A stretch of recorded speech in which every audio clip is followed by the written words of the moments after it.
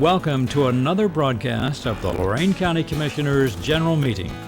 Unless otherwise announced, meetings are held Thursday mornings at 9:30 at the Lorain County Administration Building, 226 Middle Avenue, 4th floor, downtown Elyria. These are public meetings, and as always, you are invited to attend.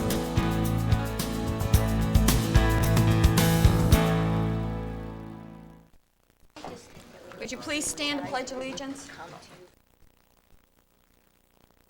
Pledge allegiance to the flag of the United States of America and to the republic for which it stands, one nation under God, indivisible, with liberty and justice for all.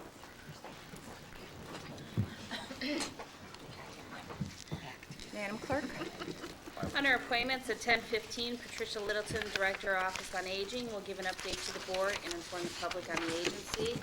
At 10:30 will be Ralph Smagulla, Buildings and Grounds Manager, to give an update to the board as well and inform the public on his department. Under Resolutions 1, Job and Family Services Bills. So moved. Second. Discussion. Ms. Vacy? Aye. Mr. Moore? Aye. Ms. Blair? Aye.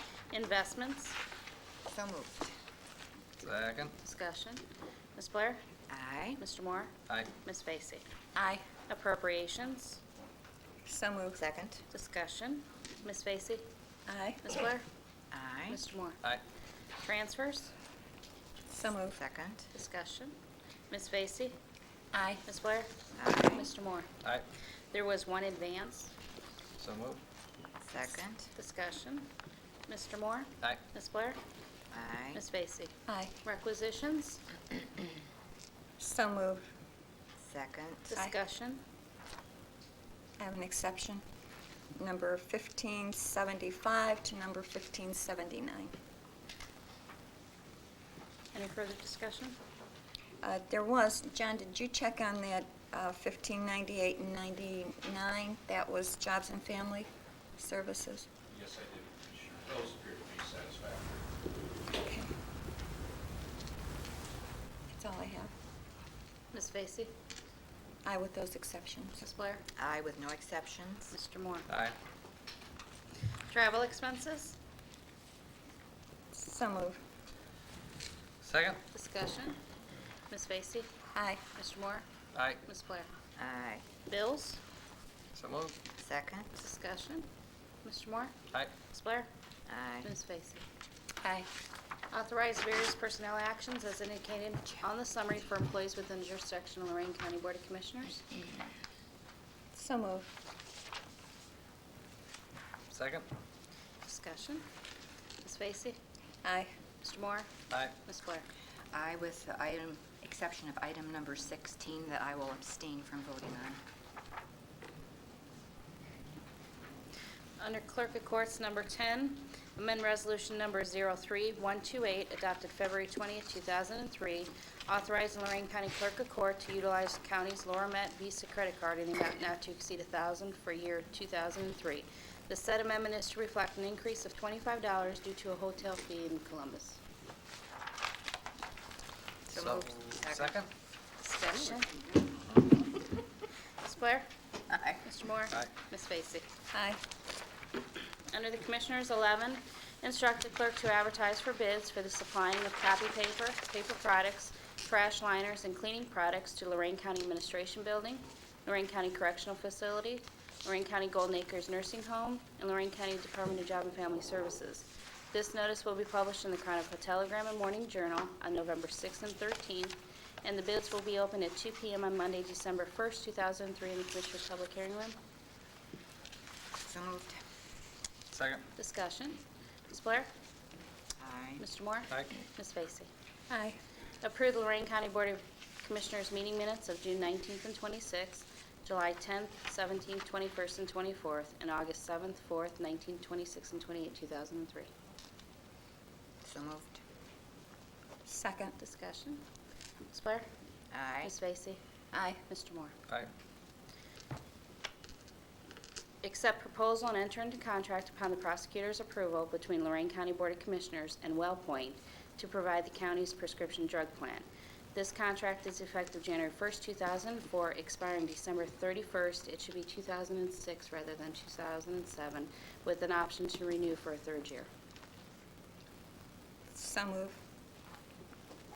Second. Discussion. Jim, did you want to add anything to this?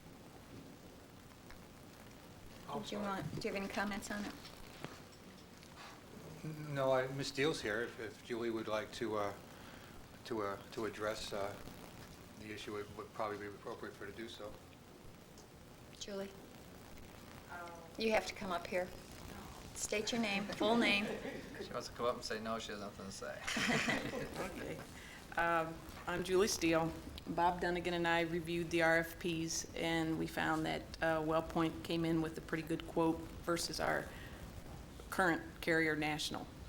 So we would like to recommend WellPoint as our new prescription carrier. All right, Julie, will this be for mail-ins also?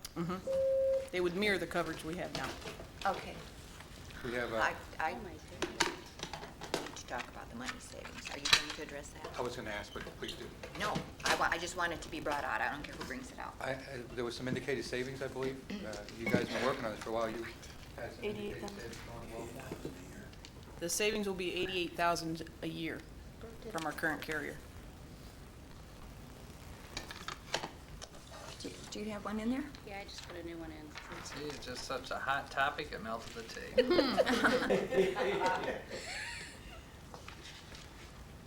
Did Julie address your issue? I just wanted She her to answered? make,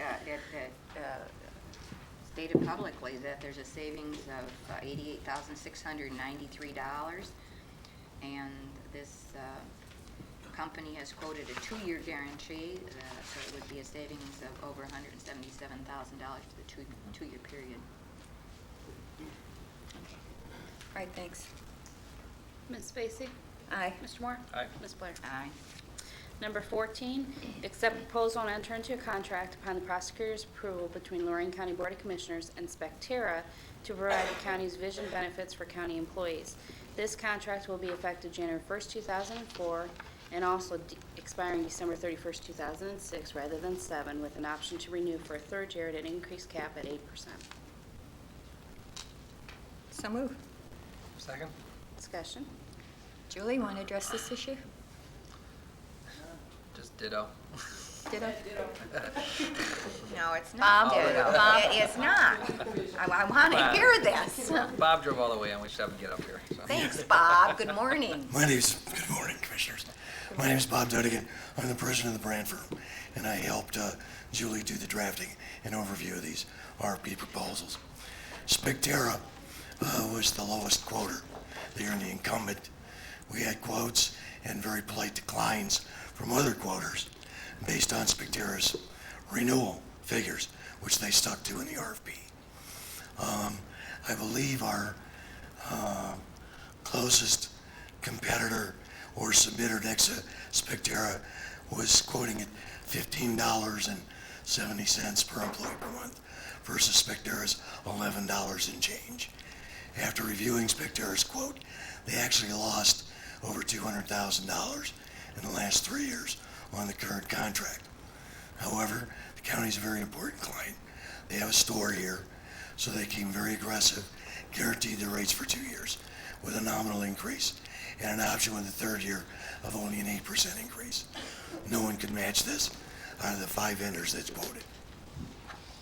It's a good Thank you, quote. Bob. All right, Thank thanks, you. Bob. Ms. Vacy? Aye. Mr. Moore? Aye. Ms. Blair? Aye. Number 15, accept proposal and enter into contract upon the prosecutor's approval between Lorain County Board of Commissioners and Medical Mutual of Ohio in connection with Lorain County's health plan. This contract will be effective January 1st, 2004, expiring December 31st, 2006 also. So move. Second. Discussion. Ms. Vacy? We're not even going to mention it?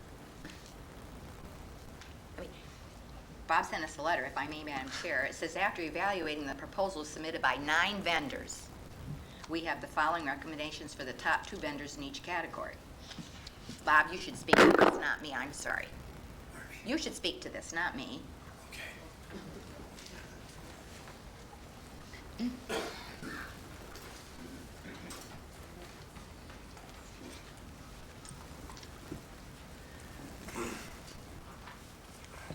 the whispering consultant. I apologize for the laryngitis. I'll just read the letter through if that's okay. After evaluating the proposals submitted by 9 vendors, we have the following recommendations for the top 2 vendors in each category. Medical Mutual of Ohio, the current incumbent. The number 2 was Summa Healthcare.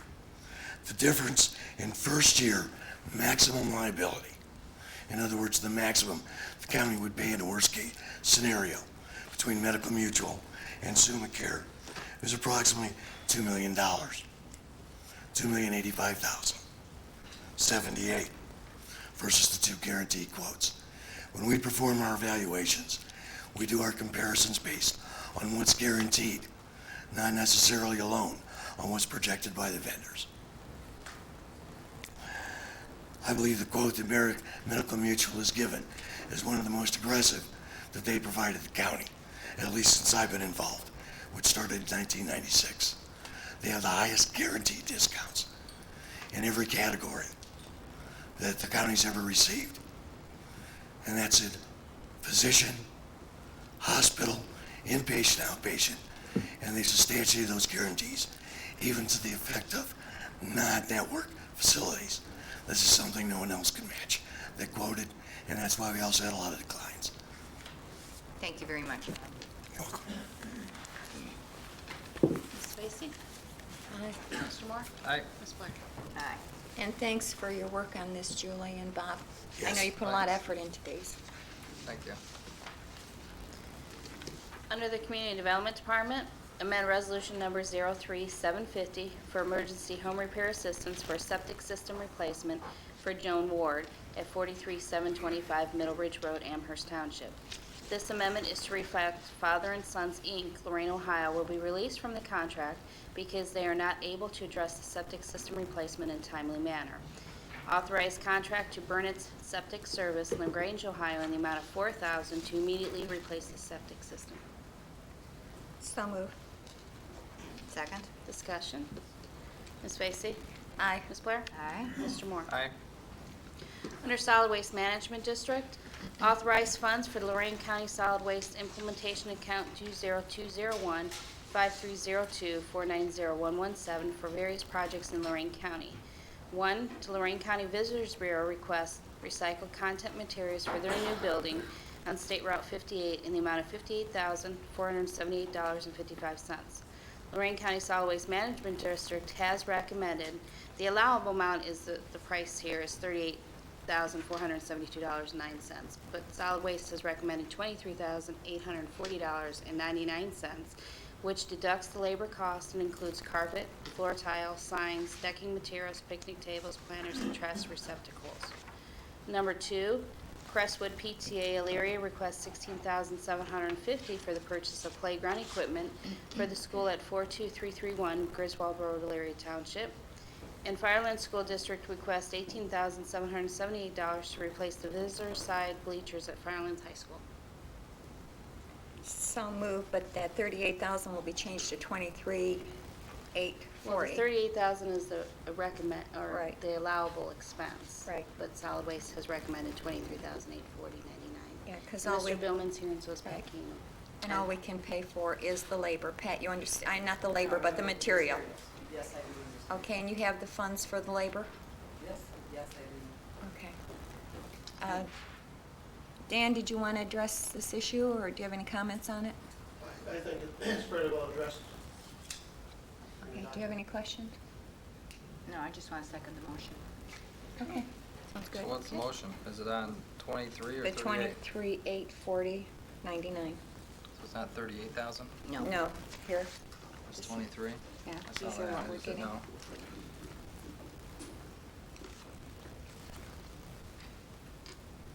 And the motion Okay. is for number 17, all of 17?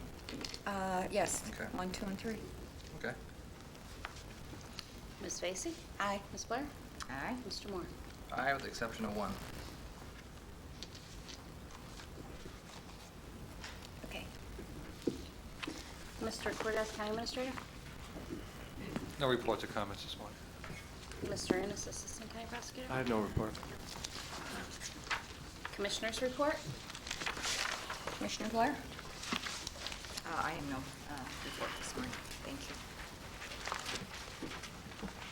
A couple weeks ago, we voted on a resolution, and since then, I think there's been some discussions and regarding the Board of Elections going to the Gates building. I think we're at a position where we might want to revisit that resolution. I've talked to the Board of Elections people. They don't, the Gates building doesn't look like it's going to be big enough.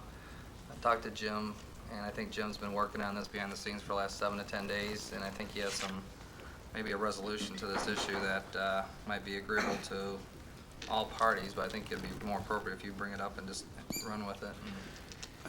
I've had the opportunity to briefly dialogue with each of you commissioners concerning the potentiality of revisiting the issue of building a new building for the Board of Elections. What I'd like to propose for discussion is that we build a multi-use building on Broad Street on the property that's there, and that we take the 2 buildings that are there down. We've encountered some code violations in the buildings, and specifically with the downtown beautification program, we've been able to correct most of those things, but we continue to need to put money into a couple of those old buildings while we wait for an outcome that's going to benefit that property. I believe that we can bring in long-term tenants into the building that we have already, the License Bureau, the State Highway Patrol, and the Title Office with Mr. Navakowski's department being over there, along and in conjunction with the Office of the Board of Elections. I've also sent off some correspondence to the State Adult Probation Department, and it's very encouraging. They're looking for space in Elyria, and they're willing to work with leasing some space from the county. Just yesterday, we sent off some correspondence to the state asking them about long-term lease agreements with us, and I believe that they'll be very agreeable to doing that. We've also sent off letters to the state safety, public safety folks, asking them to give us a better understanding of their long-term needs with regard to the State Highway Patrol here and their drive-through tests, so that we can accommodate those needs also. I think if you pull all this in, we would, and with the rent money we're receiving now over in one of the older buildings there, I believe you're looking in the 150, 185 range on money that would be coming in or wouldn't be going out in other places, which easily puts you in the window for a $3 million plus building for debt service without incurring any additional responsibilities to the general fund. On top of that, I think that we can make the building extremely energy efficient, thereby saving additional dollars, and we may be able to look at some unique relationships with some of these companies out here under House Bill 300. That's just a possibility. I don't know if we want to go that route, but we would like to explore those possibilities. That said, this project would also be an urban redevelopment project on the east side of Elyria, which is right now, as you know, there's a lot of empty buildings and so forth down there, and it would further enhance our position with the with the transportation center that's going to undergo some hopefully invigoration of that process this spring. There is money available to start part of that process. Therefore, we would be enhancing 2 complete city blocks on the east side of Elyria, and Elyria, they have been trying to rejuvenate this end of the city before, and we can enhance our facilities, and the rest of it will follow afterwards. So I highly encourage you to consider looking at that. It makes economic sense. It makes sense for our ability to use these buildings, so we need to take them down. We're not going to have a use for them in the future, and we're going to put considerable amount of money into them. So we're either going to razz them and move those other offices someplace else, or put a multi-use building on that site. If you have any questions, I can field those questions as we go along. We do have Ms. Davis here. We do have a proposal, that we went through the RFQ for the architects a couple months ago, and we went to a selection criteria. And Ralph, I think you were involved with that also at that time, right, on the buildings over there? Yeah, but then what happened was the Board of Elections came to us and said we might want to go to the Gates building, and then all of a sudden they realized there wasn't enough square feet, and then in the meantime the Record Center does their presentation, and it looks like they're going to need more space in 10 years, so if we move the board over to the Gates building, we're probably going to have to move them again in about 7 years. Yeah, so it's one of those things where I'm wondering if I mean, the original thought was to build new, but we're trying to look at every I think we're angle. hedging ourselves in at the, I was very enthusiastic about looking into Gates Building. Yeah. Obviously, I'm concerned with some of the vacancies that we're going to have, but every time I go to the Record Center, I'm simply amazed at how it's growing in leaps and bounds.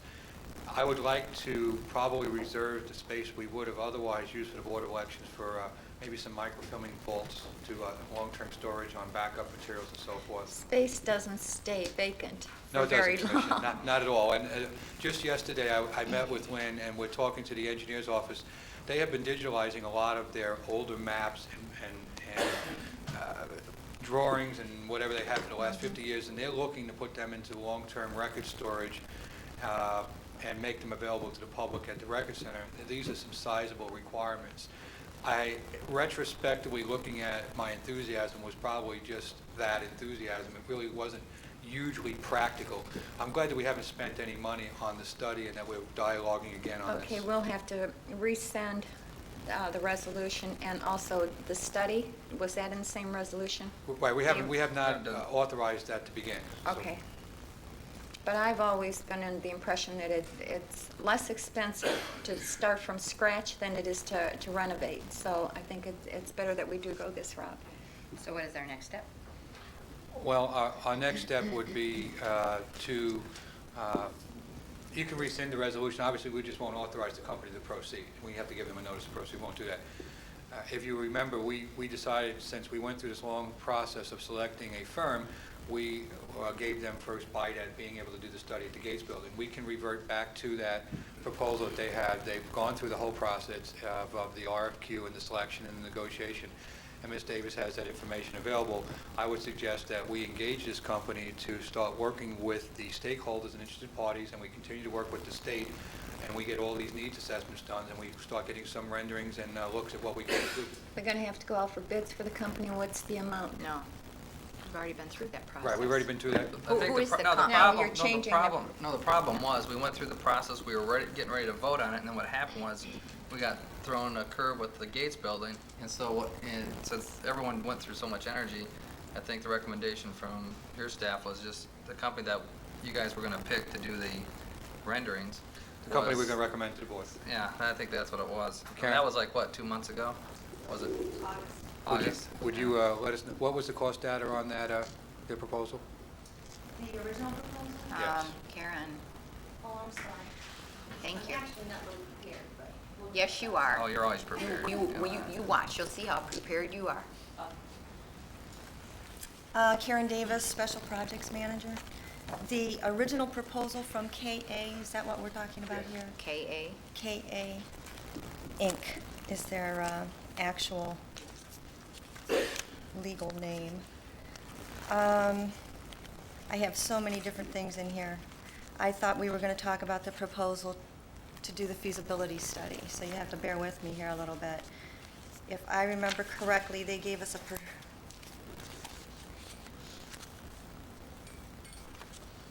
percentage fee. It's an architect, aren't they?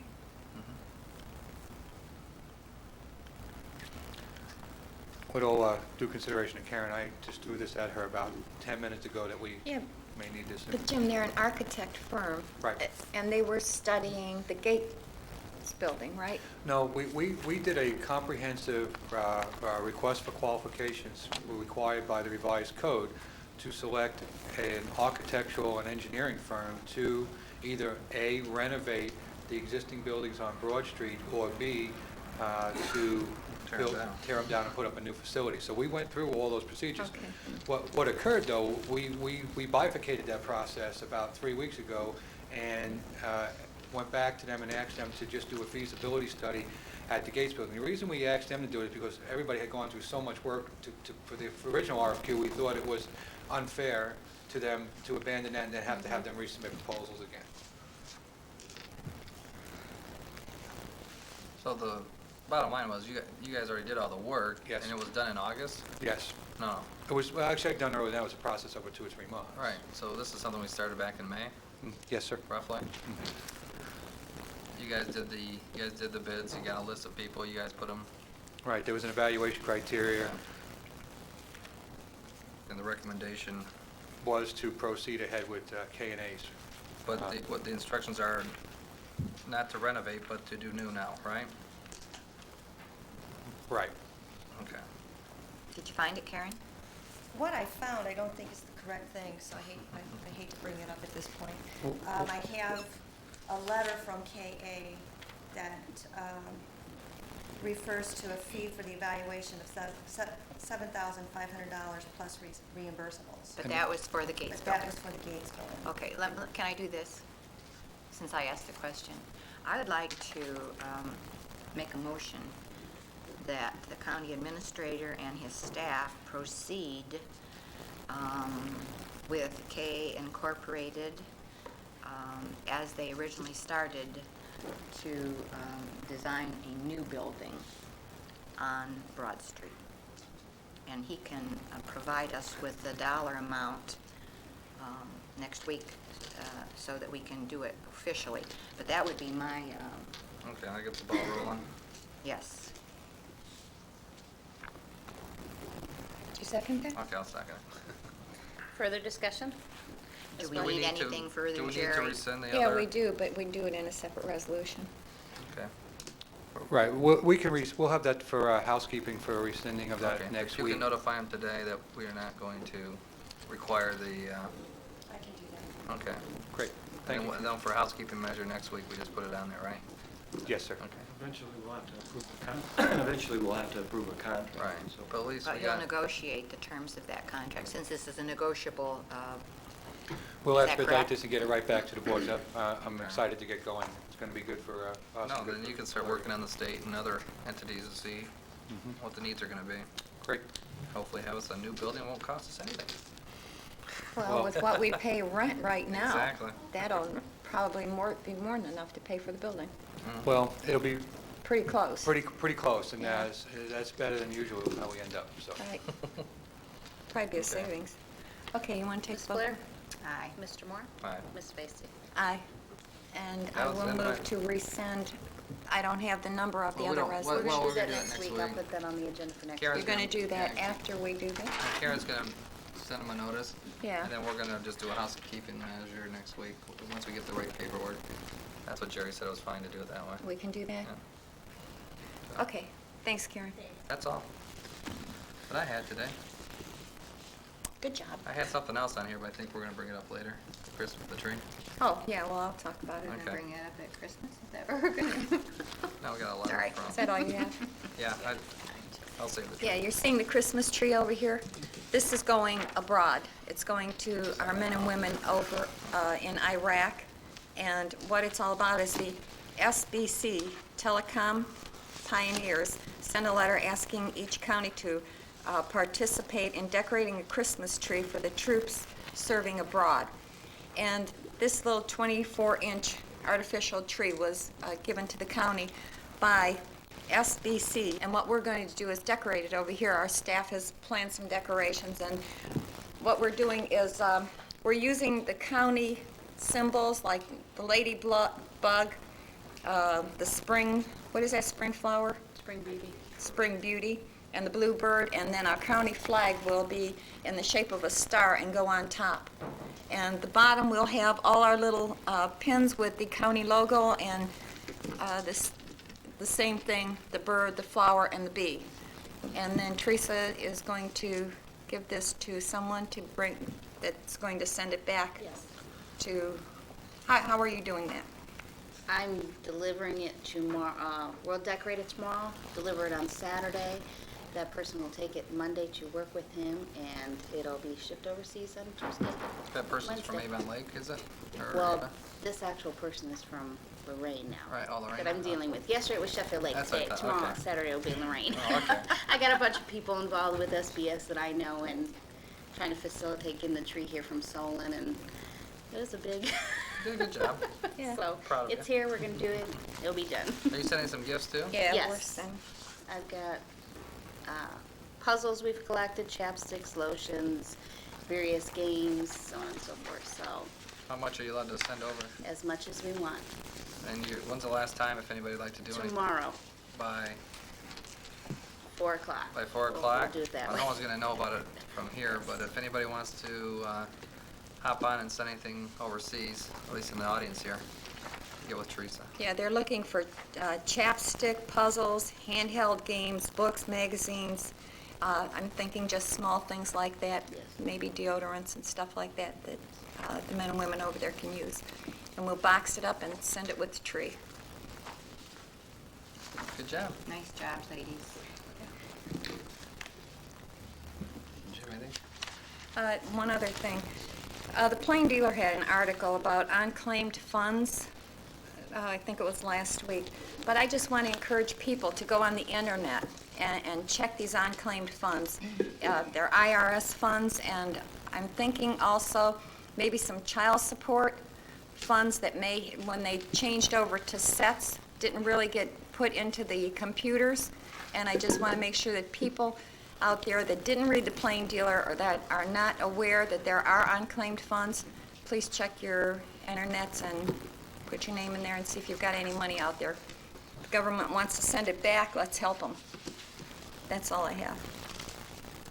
Old business, I have none. None. None here. designate the J.C. Penney Building, Broad Street, Elyria, Ohio as the county maintenance garage. So move.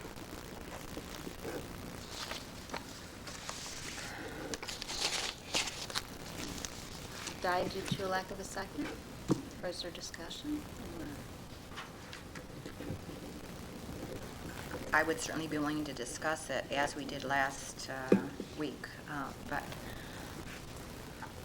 I still don't see the necessity to actually do this, and I'm certainly in favor of the maintenance department using the garage, the Penny Building as their garage, but I believe that there's some other uses we might be able to incorporate too, and that's why I have a hesitation in designating that until we have some further information. And are you two talking about the same thing we're talking about, or you're not paying any attention to us because we're on item F, old business? I didn't know we were involved in discussion. but- Well, you're always involved in a discussion. I believe that perhaps Mr. Ennis has Ralph, some maybe Ralph would like to, information. Ralph, do you have any input? Could you, how could this benefit the maintenance department by using the J.C. Penney building? Good morning, Ralph Smagala, Maintenance Coordinator. On the topic of the warehouse, Commissioner, we're using it on a low scale now for one program through solid waste with the recycle valve program we have. And we have the other big area that we have been warehousing stuff that purchases has been trying to remove for online.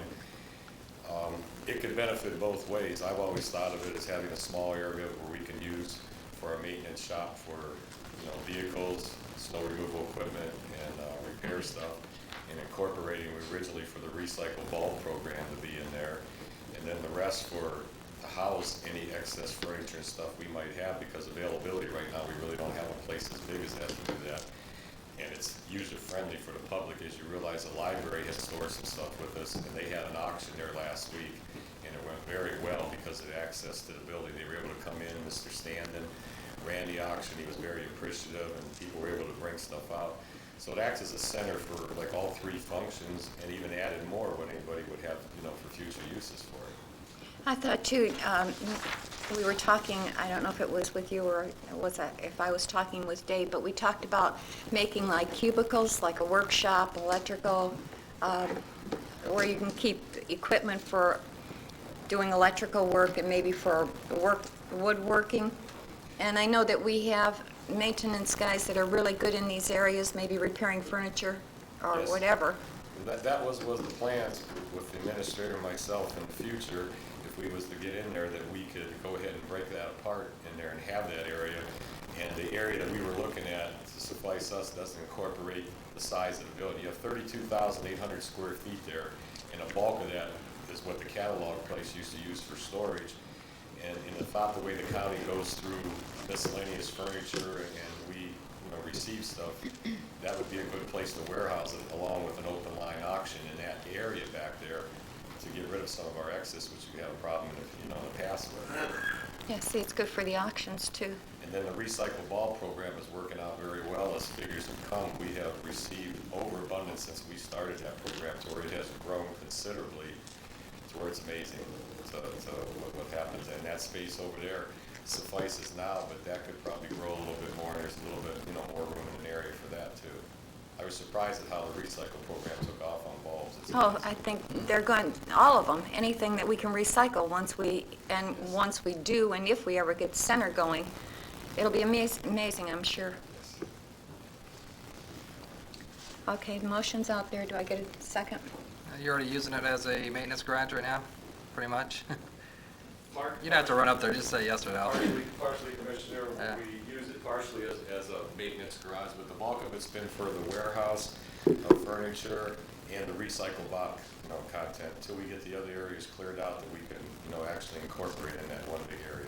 And has that been cleared out yet? No, it's all No, we still have some miscellaneous stuff in there. You know where I was going with that, didn't you? Well, certainly I knew where you were going. Yeah. And I stand prepared to be beat down again. I didn't beat you down, I'm just having a discussion, man. It was my understanding that First Merit is offered compensation of $5,000 a month while they're working on getting that equipment out of there, and I think the council has spoken to some of the board members concerning this issue. Subsequent to the commissioners' meeting last week, in fact, after the meeting, when I went downstairs, I had a voicemail from First Merit, in which they made a proposal. I did convey to them what the commissioners wanted. They did make a proposal in which they would pay what the current rent would be, which is $5,000 a month, to be able to retain the equipment there till the end of November. And they also indicated that they were working on seeing things that would help facilitate the removal of that equipment. I indicated I needed something in writing and a check, and I haven't gotten that yet. Yeah, check's in the mail. Well, that's about it. You could just walk over and pick it up. Oh, no, we got all our money over there. That would not be a lease agreement, just an agreement by us that we would withhold removing the equipment ourselves until the end of the month.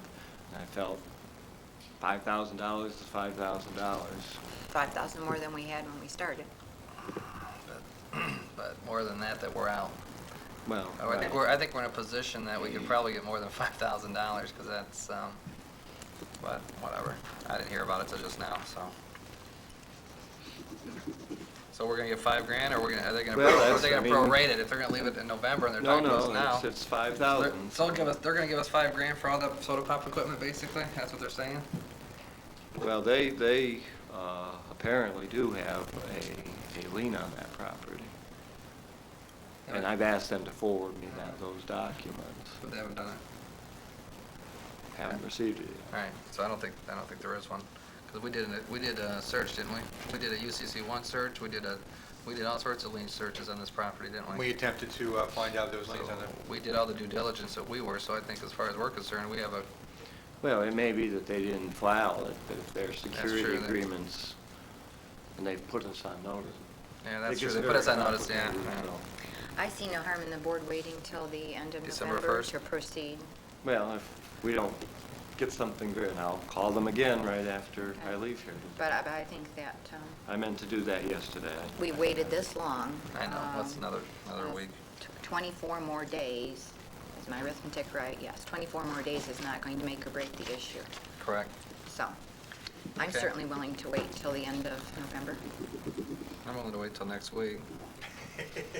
But No, I'm saying because we need to know whether or not they're gonna pay. And if they're willing to Well, I give us money, then understand I don't have a that, but problem I mean, waiting. So, I guess this was the way I was couching the subject. Jerry said they would give us $5,000, and they had until the end of November to remove the equipment. So I thought it was a two-part dance. that's fine. And so I was willing to accept the package. I like to dance. I was very clear too. that we needed to see some money, and talk is cheap with this. Show me the money. But I guess the issue is you want to see it on the agenda again under old business next week? I don't think it has to be on the agenda. I don't think we should wait a month. I think you should be able to get a check by next Thursday. That's all. Certainly. I mean, and if not, then that's their intention, so.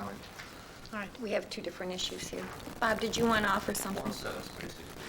blind eye non-compliance or selective enforcement. Have the squatters been evicted, I was going to say earlier, and has the abandoned equipment because they haven't paid been recycled? Thank you. Now, we're talking about the recycle, and the squatters are in a different building, so.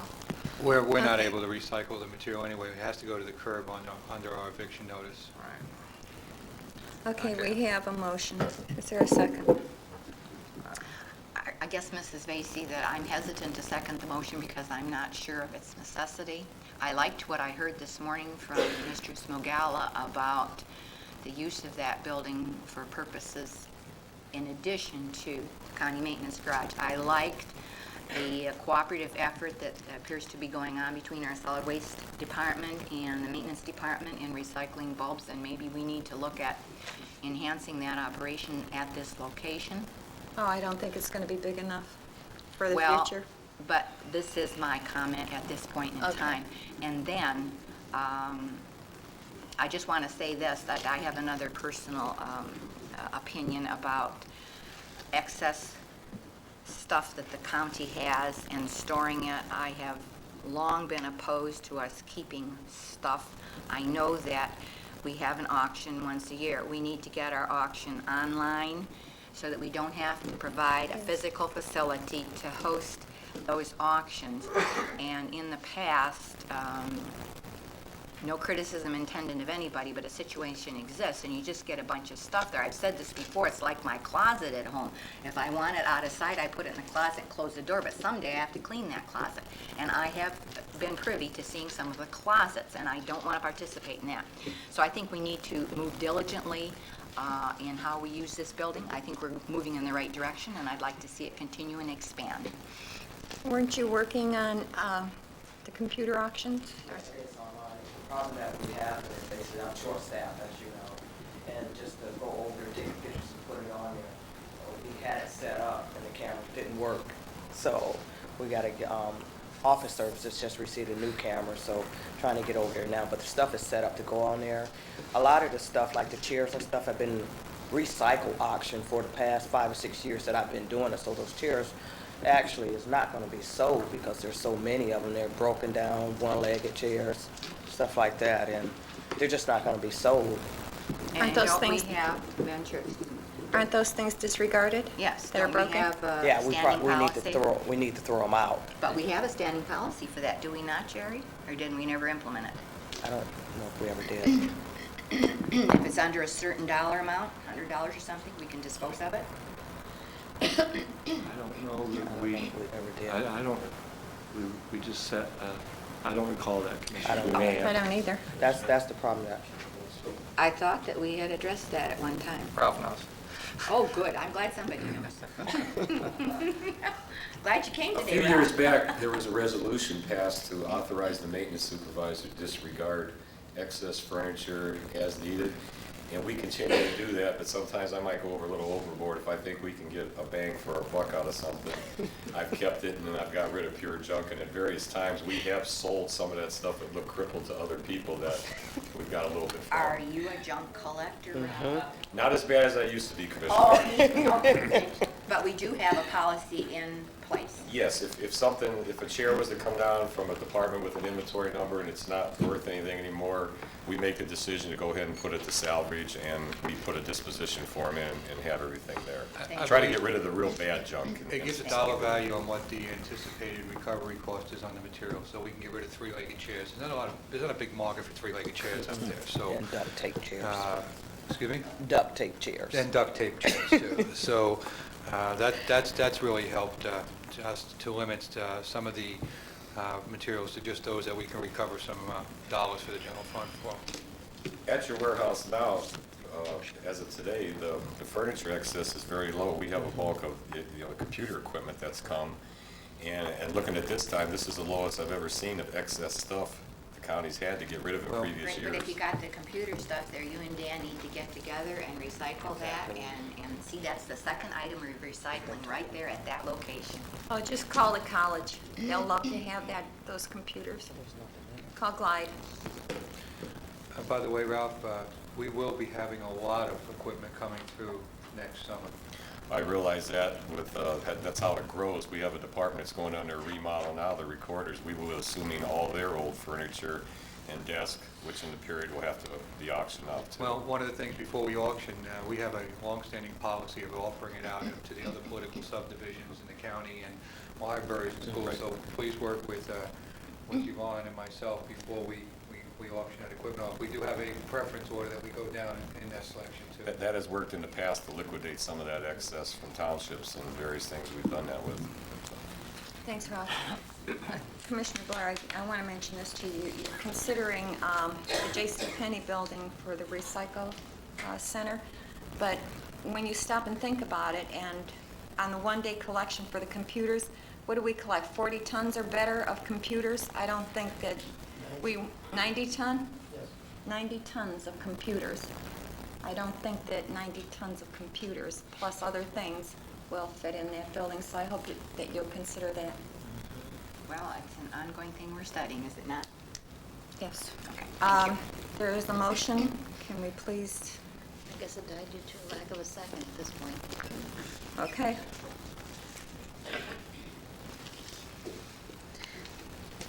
New business. Number 1, oppose HR 2671, CLEAR, which is Clear Law Enforcement for Criminal Alien Removal Act. This is another unfunded mandate that would increase state and local government responsibilities in enforcing federal immigration laws. So moved. You asked for the information last week. I gave it to you. Did you read it? Yep. I'll second. Discussion.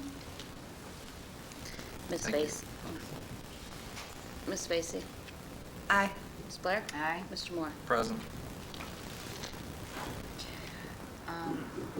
Madam Clerk, under new business, I would just like to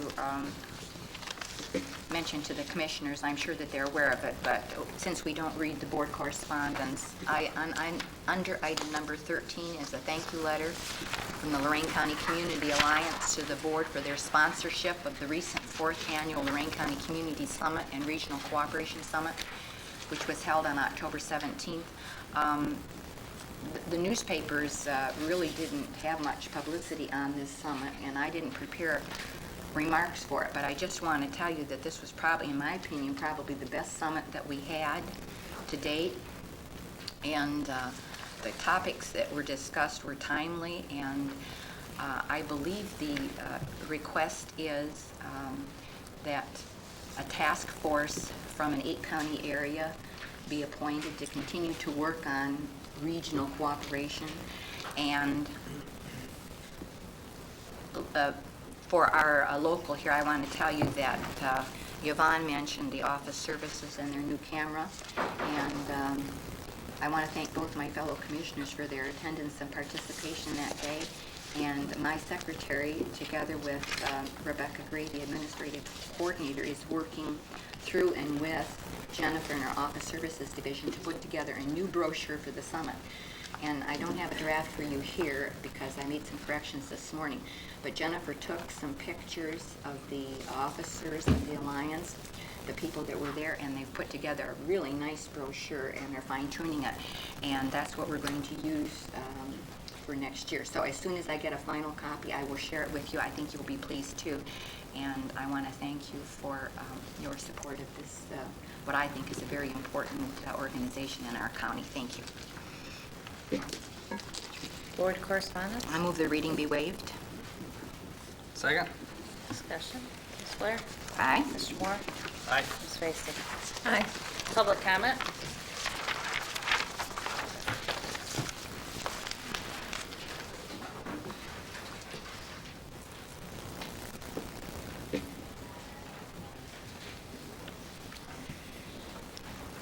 Madam Chairman, Commissioners, and the Board, and all 10 audience members, welcome.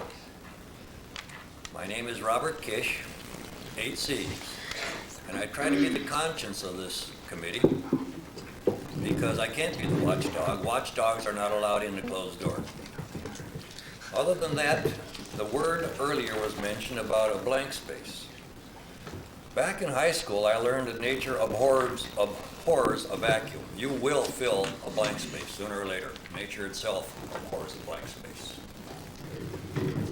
Now today, it's already been taken care of. I saw the letter number 9, and I was going to mention that. Thank you very much, because I think that has something to do with our life living in America. I have something very short here to say that I did not write. We're coming close to the 11th hour, the 11th day, the 11th month. Not September the 11th. This was World War I. And it goes further back than that. It goes back to George, a guy who lived on the other side of the Atlantic. He was called a king.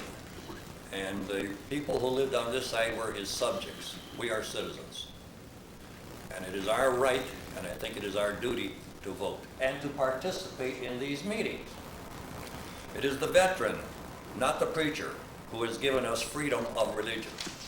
It is the veteran, not the reporter, who has given us freedom of the press. It is the veteran, not the poet, who has given us freedom of speech. It is the veteran, not the campus organizer, who has given us freedom to assemble. It is the veteran, not the lawyer, who has given us the right to vote. It is the veteran, not the politician. Okay, I read that one wrong. It is the veteran, not the lawyer, who has given us the right to a fair trial. And we just pledged to the flag liberty and justice to all, not select few. It is the veteran, not the politician, who has given us the right to vote. It is the veteran who salutes the flag, who serves under the flag. Eternal rest grant them, O Lord, and let perpetual light shine upon them. Thank you. Thanks, Bob. Thank you, Bob. You know, you talk about the people in the audience all the time, Bob, and I just want to bring this up, but you appreciate people for their individual strengths, because nobody is better than anybody else. And we all have our individual strengths, and we all have something different to offer. So keep on preaching. We do need to build the audience. Thank you.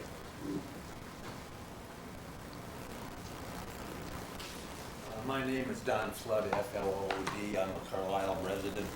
I was going through your agenda here, and I see it, Article 12. It says November the 20th, year 2003 at 10 a.m. A hearing will be held on a petition to amend local districts in Lorain County. Comment, please. And is this a public meeting? They don't say whether it was a public meeting or not. Yes, it is. It is a public meeting? Okay. It's over at Common Pleas Court. And will that be published in the paper so that people will know about it? I wonder. I believe it already has been, but I don't believe there's going to be any further notice. That's just the setting of the court hearing right now. Because I think that we read this stuff, but I don't know if it all gets published in the paper for the people to know about it. I don't know exactly what this petition. Perhaps Jerry would expound a little bit for the benefit of anybody who might be interested. This involves Wellington Township's request to withdraw from Lorco. Okay, because I understand they had a hearing on it. They're going to have a hearing on the 24th. Is that right? No, it's the It's not whatever. No, the 20th. Okay. Just wanted to get it clear whether it was public hearing and what it involved. Thank you. It's a hearing on the petition to amend the Lorain County Rural Wastewater District is set for November the 20th, 2003 at 10 a.m. It's in Judge McGuff's court. Did you hear that? Okay. Thank you. Because of being at that hearing, I won't be able to be at the commissioners meeting next.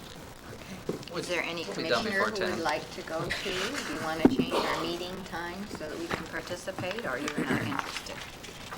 Well, Jerry can bring the information back as far as I'm concerned. Well, also to let you know, on that date is Youth and Government Day here too, Yeah. with the children 4-H'ers. Well, they could go to court too with Could, us. I'm just letting you know. I mean, we could adjourn and go over there. We might all get a little education. There you go. Okay, is there anyone else here that would like to address the board? Thank you for your attendance, and we now have, well, we're a little bit late. Pat Littleton, is she still here? Yeah. Mhm. There you Morning, are. Pat. Pat Middleton is the director of the Office on Aging, and she's going to give us an update on the information, and some information on what the Office on Aging does. Good morning, everyone. I apologize, I have a little bit of a cold, so if I sound a little hoarse, I was going to use another word. As the Lorain County Office on Aging, we are responsible for keeping abreast of the changes that are going on in the senior community and their needs, trying to come up with programs to meet these needs, and then finding the federal, state, and local resources to put the programs in place. And sometimes that means we offer the programs, and sometimes we can find someone else who's better able to offer these programs. And right now, the needs of seniors and their situations are changing very, very rapidly. I was looking through some statistics last night, just in case I got a question today. And in 1900, the life expectancy of someone who was 45. Now it's 77 for men and 84 for women. And it seems to be increasing about 2 years every year. So we're talking about a very, very different situation than we've had. Another very interesting fact, I think, is that there is now a place in the census for people over 100. And actually, we have 2 clients over 100. One is 107, and she lives with her daughter, who is 86, in the community, and decided she didn't need our services after all when she applied for housekeeping. Another one is 100. So we try very hard to let people know what's going on, and for that reason, one of our main focuses is to give presentations such as this to anyone basically who will listen, but Rotary, Kiwanis, senior groups, just so people know what's available out there. We also do health fairs and things like this, probably about 50 or 60 presentations and health fairs a year. Something else that I'm sure all of you know is the Senior Years newspaper. We do 16,000 copies of this every month. We welcome articles from anyone. We don't have paid people who do this. It's paid for basically by advertising and by voluntary contributions. But it's a good way to keep up on what's going on, and it's done in large print. It's mailed out free to seniors and other people, interested people in the community. So these, I think, sort of go toward our educational programming. We have an information referral service, which basically is someone with a computer-assisted telephone and answers questions. We take a little over 5,000 calls a year that are for information. We take a lot of other calls. Now, this is available to everyone, and we try very hard to either find the answer or have the answer available. The other good thing that this does for us is it gives us an idea of what the needs are out there that aren't being met. Because there's no better way than have people calling in and asking, and you can either offer or you can't. 60% of the calls that come in on this line are for transportation. Another big need is for respite, someone to stay with the person who is ill. And that's a service that's very difficult to find. The transportation, we've done a little bit with that. The other program that we have that basically is for well elderly is the Retired and Senior Volunteer Program. And that's for people who are 55 and over who want to volunteer. We have about 600 volunteers. They are at over 100 different places in the community. They do everything from sit home and knit hats and booties for the Salvation Army Christmas Castle, to keep statistics, do accounting, to do telephone work, just about everything. There are people that have done things that they wanted all their life to do, and when they were able to volunteer, then they could. We had a lady that teaches watercolor. She was a special needs teacher, and she decided she wanted to paint. But these people can do just about anything. Sometimes people want to just look at them as people who do mailing and things like this. But that's the fun stuff. You've got people that have so many skills, and they're willing to give them. They really are. The average age of the volunteers at this point, though, is 74. Something that has interfered with us just a little is the fact that they've rolled back the penalty on Social Security if you work, if you're retired, and so many, many more seniors are going to work, which cuts down quite a bit on our volunteers. Also, many, many of them are babysitting. We do things like give out the Golden Buckeye Card. We help people with their taxes. That's a totally volunteer program called OSHIP. They also help with I lost the word. Health insurance claims. This can be very, very confusing, particularly if you have 2 or 3 insurances. And we've had people come to the office with garbage bags full of bills because they're just confused. And we have, again, this is a volunteer program. People that help sort this out, call the doctor's offices, make whatever changes need to be made. Often when husbands pass away, we still have many women in our roles who have let their husbands do everything, and so they're not quite sure how to cope with this. And so we teach them how to write the check, how to do whatever needs to be done so that they can function. We have what I call the library. Actually, it's a closet, but it's full of all sorts of literature that we've been able to gather. And when people call in for the information line, sometimes too, we can send them out literature. Our professionals will come to look through to see what the newest service is for this or that, or kinship or whatever. One of our newest programs, which has been quite successful, is our kinship caregiver. And I found out yesterday that the Lorain County is actually above the national average for grandparents and other people caring for grandchildren. And so this is an information and referral program, but unlike a lot of information programs, they give you the money to give out the information, but you don't find too many resources.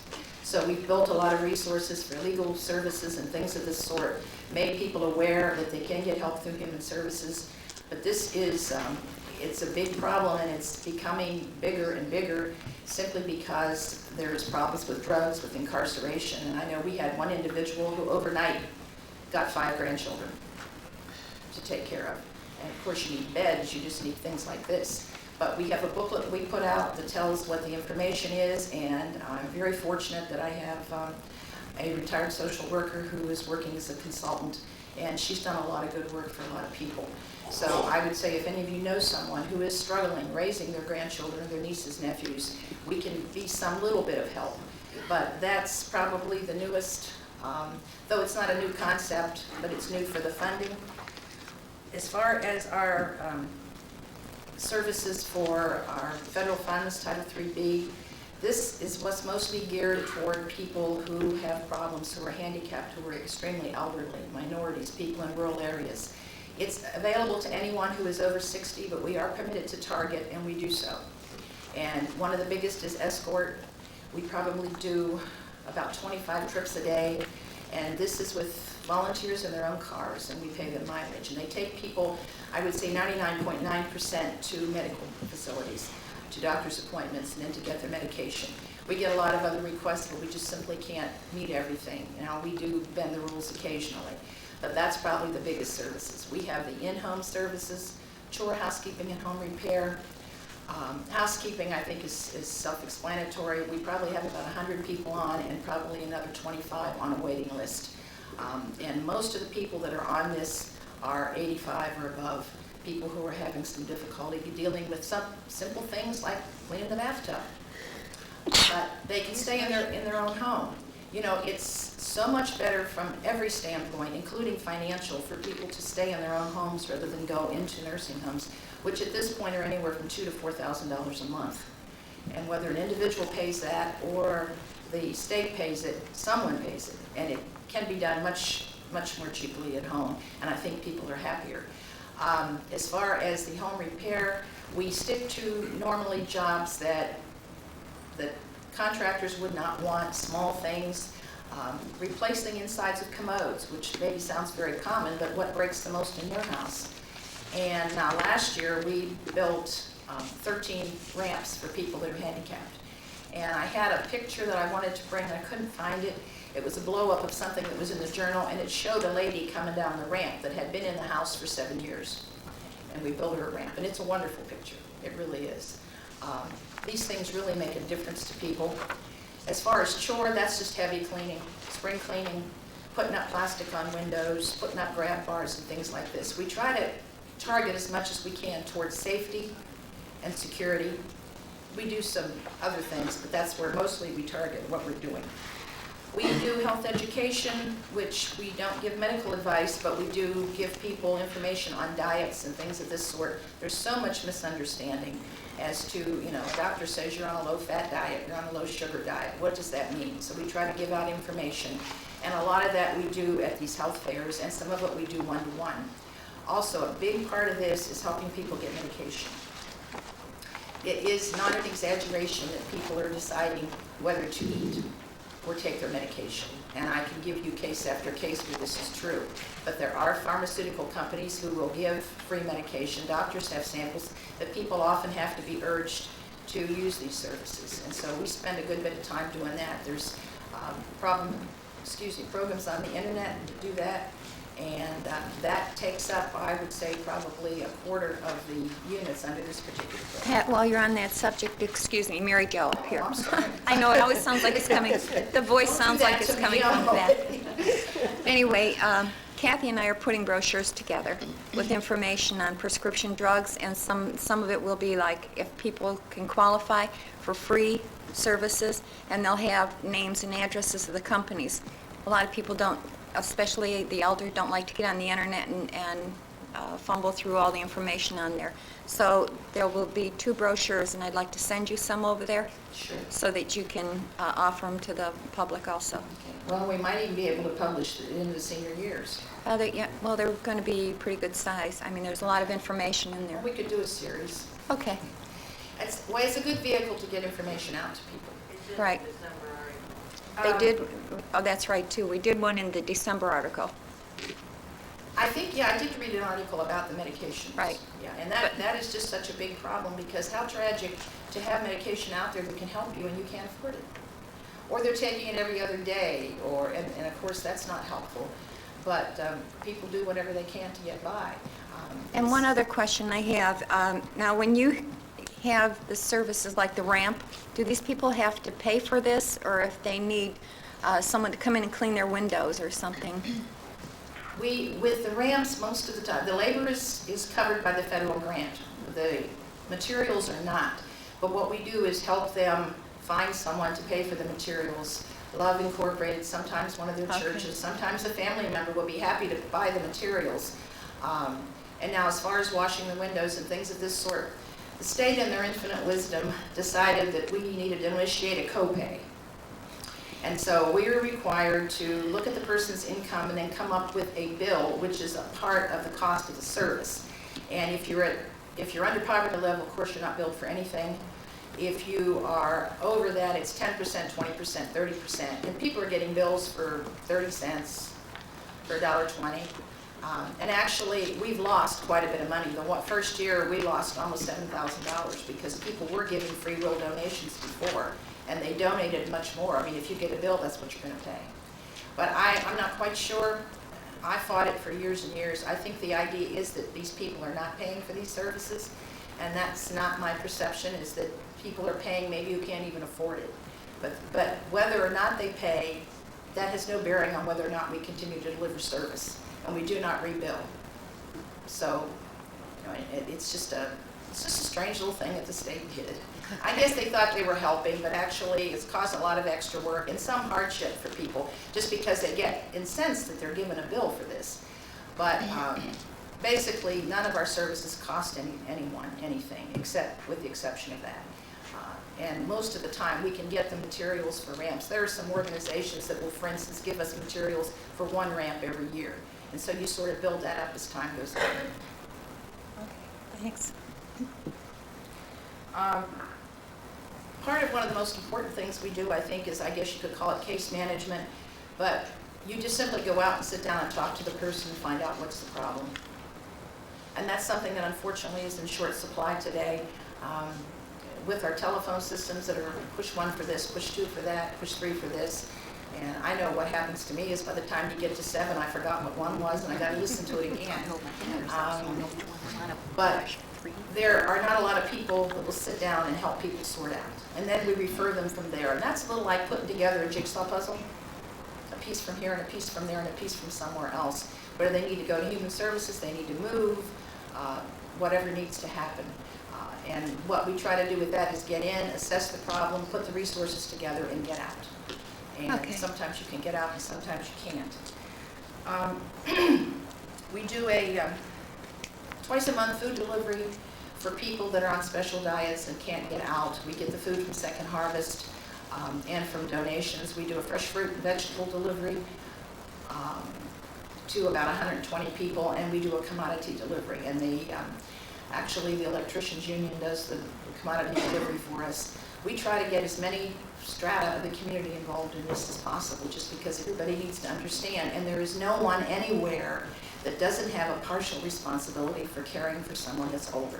It might just be a little thing that you do once a month, or it might be something really intense. But people need to be aware and to help each other. Let me check and see if I left anything out. I don't think so. Does anyone have any other questions? I think that's it. Thank you very much, Pat. Okay. And if anyone needs any more information, they can call. Do you have a number that they can call? I have a number, and I left packets similar to, things similar to what I have here in the back. I brought 30 of them over. So Okay, you but can for help the yourself to that. television audience, can you just vocally give a number? And in the paper, the number's in there every month. Thank you. Can you give a number vocally for the television audience? Thank you. Sure. It's 326-4800 or 244-6261, extension 4800. Okay, thank you, Pat.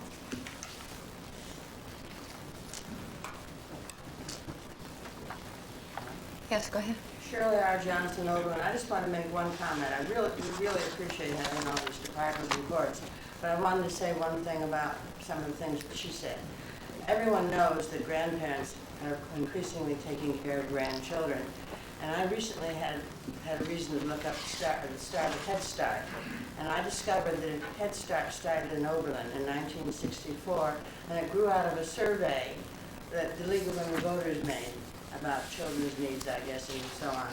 But one of the things that they discovered at that time was that too many grandparents were having to take care of children. And obviously, and Head Start was one of the things that helped in that. Obviously, the problem has increased terrifically, and we still need more community resources to help with that problem. Thank you. Thank you. Ralph Smagala. He's Building and Grounds Manager, and he's here again to give us an update and inform us on his department. I'd like to start over again. My name is Ralph Smagala, Building and Grounds Coordinator for Lorain County Commissioners Maintenance Department. And thank the opportunity to sit here and explain today to the commissioners and to the public a little bit what we do. When I came to Lorain County 8 years ago, the maintenance department was a relatively small unit, doing small repairs, various deliveries, and other tasks, and we've considerably grown. And I'd like to cover it about us in a realm of its purpose, responsibilities, and where it's at now. The purpose for Lorain County Maintenance, I've always believed, is to maintain and preserve the properties owned by Lorain County Commissioners and to aid in the day-to-day operations of various county departments in their work with the public. A little bit about Lorain County Maintenance. A lot of people might not realize, we consist of a total of 28 employees with 3 supervisors, and we interact in one stage at a time with over 34 various county facilities that we do work for. Maintenance, if you look at it, is broke down into 2 divisions. Number 1, which would be maintenance, which does a range of duties from our general repairs that we have in our facilities to HVAC, electrical repairs. We have ground services for landscaping and snow removal, and then we also have advanced into building construction and remodeling. And we are the ones that maintain the value and integrity of our properties. And then we have a custodial end, which is branched into us, and they're responsible for our general housekeeping and floor maintenance, and basically they preserve the inside environment of our facilities for employees and public use. Presently, Lorain County Maintenance has been operating under a work order system to abate emergencies and needs of various county facilities and departments. To streamline operations and be more efficient and cost-effective, recently we had a joint effort of combined departments, the Maintenance Department, Information Technology, and Telecommunications Departments, to create the Lorain County Help Desk to be more streamlined. Various facilities can now call one number and place a work request that is assigned by number according to the priority which it mandates to be done in a timely manner. And then I would like to let everybody recognize, I believe Lorain County Maintenance is a full-service maintenance department. We offer assistance in a wide variety of things to capital improvement projects and building renovations. And more as the future's gone on, more and more people have come to us to fulfill those tasks. Lorain County also, I'd like to add, works along with the court system and the county adult probation department, initiating a community service program where criminals can work out fines and the counties can receive the benefit of free labor, which is always an advance to us. And I believe that for my department to function, I would like to stress that the Board of Commissioners has made this possible. They have been very supportive of us on financial and staffing needs, and it would not be possible without the support of the board. And they've also been very good in recognizing our efforts and my staff's efforts with awards and appreciation for the things we have done, in our efforts to try to achieve, property upkeep and value. Ralph, I can't speak highly enough of what your department does. I mean, just the woodworking, and every time you call them, they're there. It just seems like there's nothing they can't do. It's just great. We've got great people down there. Appreciate it. Thank you. Thanks, Ralph. Thank you, Ralph. Thank you. Thanks for your presentation, too. Anyone else that would like to address the board? If not, Madam Chair, I I would move we adjourn. Second. Okay. Ms. Blair? Aye. Ms. Moore? Ms. Vacy? Aye. Thank Adjourned. you.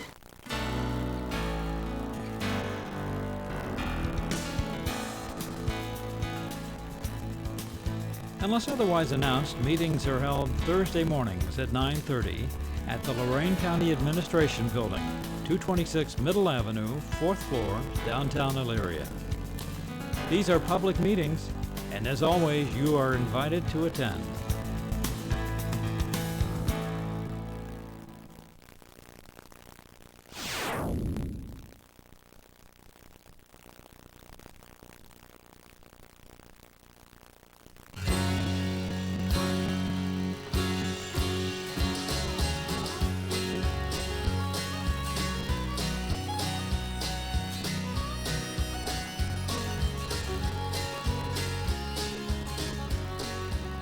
This is our 10th barn. Nope, sorry. This is our 11th barn. It got kind of boring watching the grass grow, so we thought we could watch the paint dry.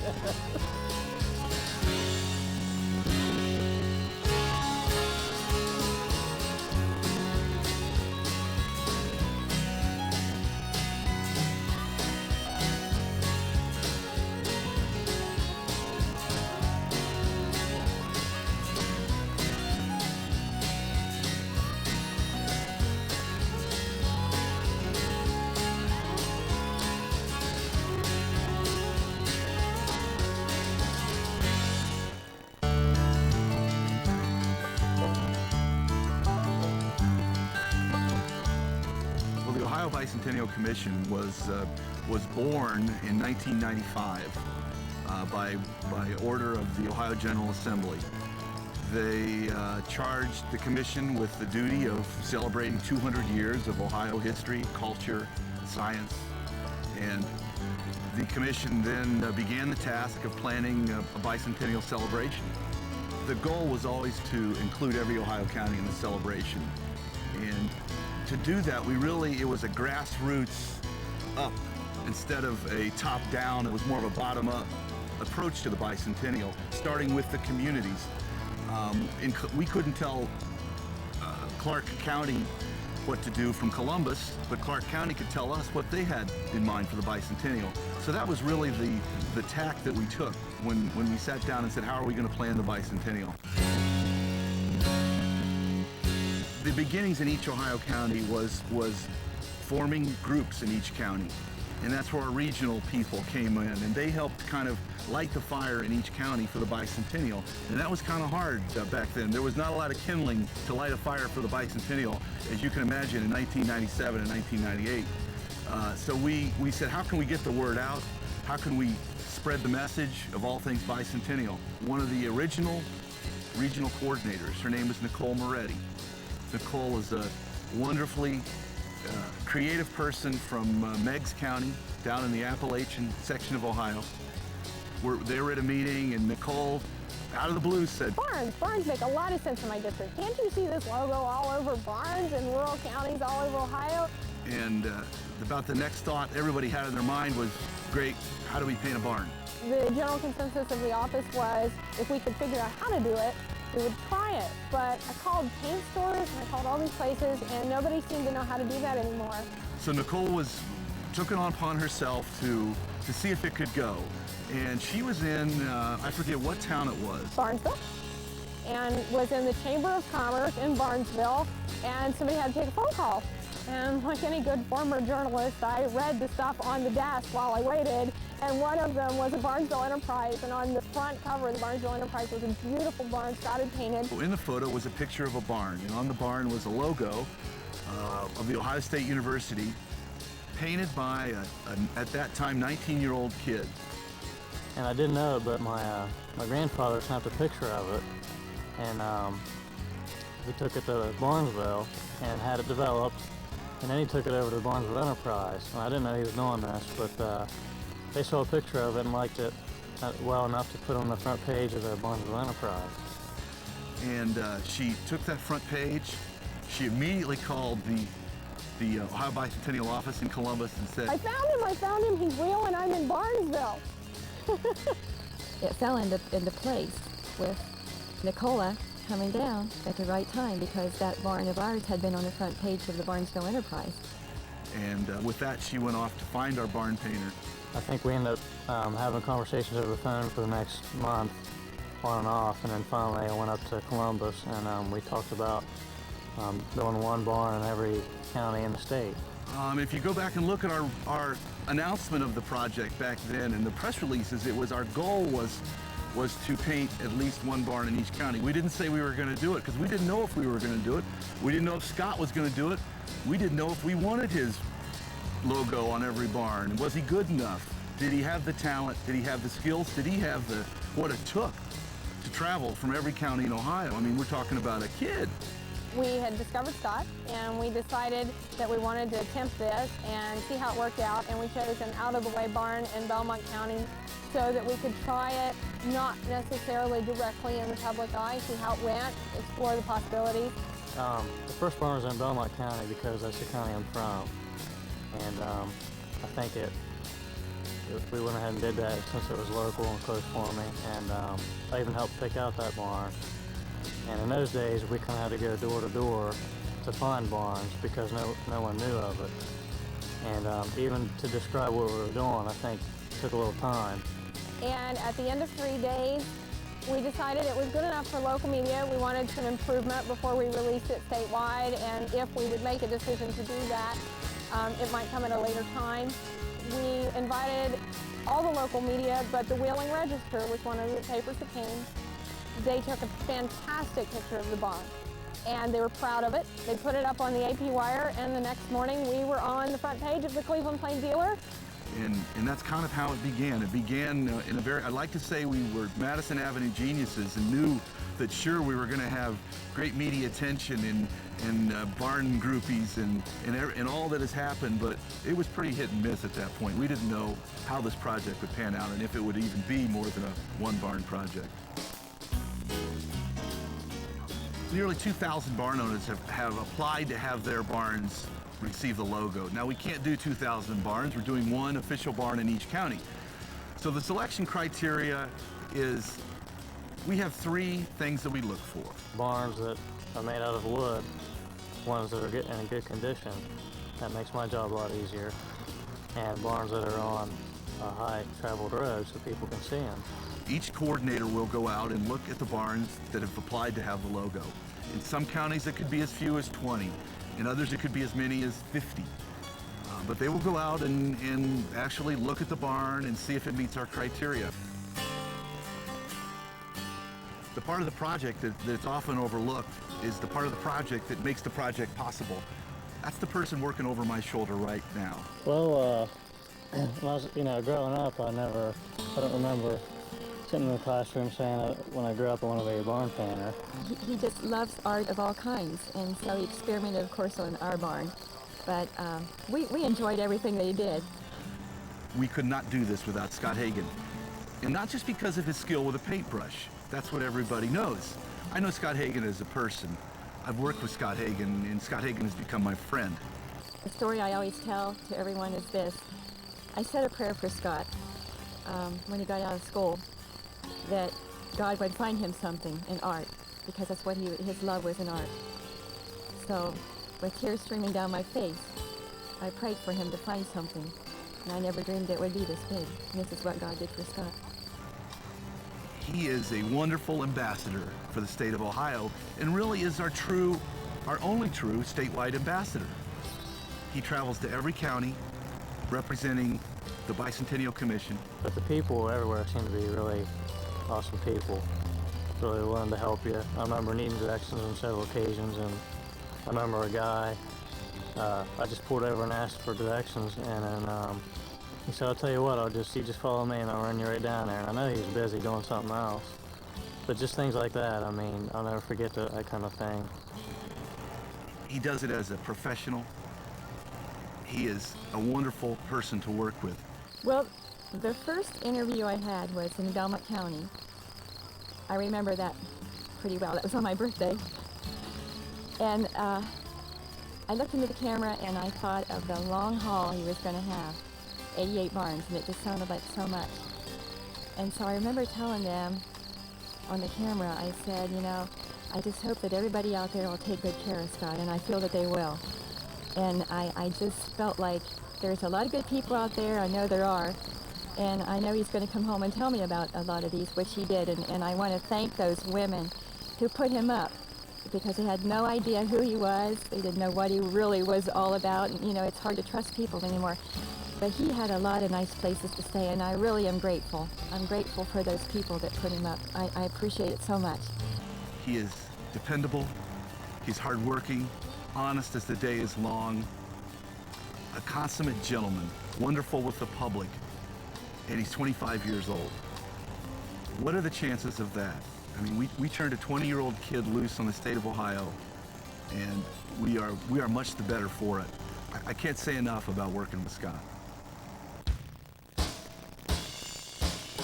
Now, any of the barn followers, there are so many of them out there, have probably noticed Scott's technique, how it has changed, and how he would be the first to admit that it's improved from that first barn in Belmont County. I know that the first few barns were pretty hard with that big script O, and I had a lot of trouble with the big O. And the first year and a half, I'd mess around for hours trying to get that big O right. His technique has gotten so much better, and the style has gotten better and changed. It's much bolder. His lines are bolder from the way he does Ohio to the almost perfect lines of the Bicentennial, the way he writes it. The logo flows much freely now. It's not as stiff on a surface. Well, I never really had any formal art training, or people always ask me, you know, how long did you go to college or that. I didn't go to any art school or anything like that. I just kind of learned it for myself. My mother has a lot to do with that, and her mother, because they have artistic talent as well. He approaches each barn the same way, looks for the same types of characteristics. Is there a window in the way? Are there vents on each side? A lot of barns, you know, they were working farms, so they need to vent the heat out of the top of the barn. So if you're storing hay or something, so they're going to have vents, they're going to have windows, they might have a door to use to access the top part of the barn. These are all things that he looks at when he approaches a site, when he sees the site for the first time. What usually happens is Bicentennial will send me a picture of the barn, and then that way I kind of know what I'm going to be dealing with when I go there. He looks for the type of wood. He prefers a wider board. This is a real nice surface to work on as far as barns go, because it's real flat and they're big boards, and the detail's a lot easier to do on a nice barn like this. The tongue and groove gives him fits. He's always muttering about tongue and groove. A lot of times I'll get barns that are, I call tongue and groove, surface, and there's a groove about every 2 inches, and that makes it not as much fun to do because you've got to get in there with your brush, and then it wants to run down all those grooves. And But the proof is in his work, and if you go back and look at the barns that are tongue and groove, they are finely detailed. He really takes pride in his work. He will not rush, although I've tried to move him along sometimes, and sometimes I try and slow him down. the barn can take as many as 3 days and as little as 1 day to do. Depends on the size of the barn, condition it's in when I get there, that sort of thing. If the barn side needs painted, that's going to have some time. But he really takes a lot of pride in what he does, and it's evident in all 88 barns. They're magnificent, and I think it's because it's the patient way and the professional way that he approaches each barn. One of the most interesting components of this are the barn, heck, I'll call them barn groupies, that follow Scott Hagan from county to county to county. I mean, let's face it, they're coming out to watch paint dry. Well, let's see, I've only got 5 more to go, so what, 83? Let's see. 74. And next week we're going to do 7 up in the northern counties, Lorain, Erie, and there, and then after that we'll almost be up with Scott. That'll make us 64, I think, of the 88. We've got 9 barns that we've spotted. We've got pictures of 7, and so this makes our 10th barn. 70 some. And we've got this one to get yet, and then 2 on the way home. Clinton County, Montgomery County, Ashland County. Marion and Morrow and Logan. One time we drove like 14 hours, and we only hit like 7 of the barns. So usually it's just to go get the barns and then back home again. Jackson County, Ross County. It was amazing to us. I mean, they're, planning trips to go to different barns and all these things, and they all had shirts. We're like, whoa. And this all got started with me at the painting of the Miami County barn. I was born in that county, so I thought it was interesting that I could see that be painted. So we went up and spent 2 days, and it was pretty much weather like we've been having in the 90s and hot, but it was wonderful. The second day when he finished, they had homemade ice cream and cookies shaped like the state of Ohio. And so that was really a nice, it was a lot of fun. It was a fun time. I saw my first one in Tuscaloosa, number 11. That was in October of 1998. And from there, I couldn't believe how neat they all were. I said, how do I get addresses for these? And she said, oh, we can send you all that. So she sent me up to dates, the 67 that had been painted. We took off and we started doing it. And as more that we did, the more we enjoyed it. We got to see different places of the state that we probably would have never have gone before, ride roads that we would have definitely never been on before. And as we started seeing more and more barns, it became interesting to see the different paintings. Although the emblem and the symbol is the same, it's always got a little bit of flair to it, a little variety. And it was really a good time for us. We tried to do 7 barns in a day. And we would sit down the night before and plan our trip. And I had a list of everything. We go this road, right, left. And so it took all the work out of it when we went to photograph the barn. We always went to the door, asked for permission if it was all right if we photographed. A lot of times we didn't find people at home, but a lot of times we did. And that was the most wonderful experience, talking to those people. And they sent us home with wonderful stories, a lot of laughs. And one couple even sent us home with a basket full of produce out of their garden. The one in Muskegon, it was way back in, and when we pulled up there, the man and lady were in their golf carts. They were going, I guess, back to the barn, and they were so nice. They stood there and they got out of the cart and they talked to us probably about an hour and a half, and it was really nice. Yeah, we're barn groupies. When you pull into a barn and there's 200 people there, I guess you got to consider yourself one of them. What makes otherwise normal, hardworking, everyday Ohioans drop everything they're doing, drive thousands of miles over the 5-year history of the project to sit and watch Scott paint a barn, to take photos of Scott painting a barn? They're all of them are different. I mean, different colors and the way he paints them, it's really great. My husband wasn't real red hot when we first got started with the idea, but as we went along, he's had as much fun as I did because he loves to visit, and he loves to visit the older generation, and we're finding a lot of those with these farms and barns. Everybody's been very, very friendly, and we've had a lot of neat experiences. Usually it's hard to leave because they're so nice. They want you to stay and enjoy the time. It's been great. We've met such good people, and talking to them, it's just something else. I mean, all of them have been so nice, and Scott has been nice. I mean, he's signed a lot of papers for me and pictures for me, and he's a great guy. And I'll ask these people, where are you traveling from? And they'll say, Licking County, and I'll look on my map, and heck, that's an hour and a half away, or 2 hours, or 3 hours, or 4 hours. These people are going to those barns. We're over 5,000 miles. And by the time we do next week and maybe a few more around the southern Scioto and Lawrence yet, it'll be over 6. Oh boy, about 9,500. That would be going and coming, getting them. There was a lady in Shelby County that called, and she didn't know she could make it. I said, well, it's going to be a nice project. Well, she called me back to tell me that she would be here. She didn't have to do that, but she just felt like she needed to call and tell me she was going to be there. The barn enthusiasts, I think they've taken ownership of this project. They're very proud of what they've done and very proud of their scrapbooks. I have a book over here, I have a book. They're all in there, up to date. Jealous if somebody's got a photo of the Wood County barn before it was touched up and a Wood County barn after it was touched up. I'll probably be working on it 5 years from now. I love it.